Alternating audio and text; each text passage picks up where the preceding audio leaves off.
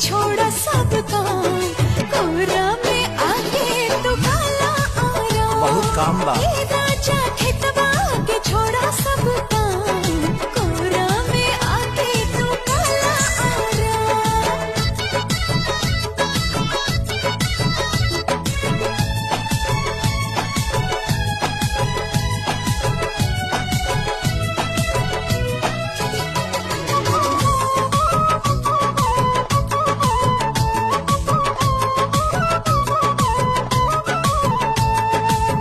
जितने खटीले बढ़ेला ये नरजी, कमी न होई तनिको पूरा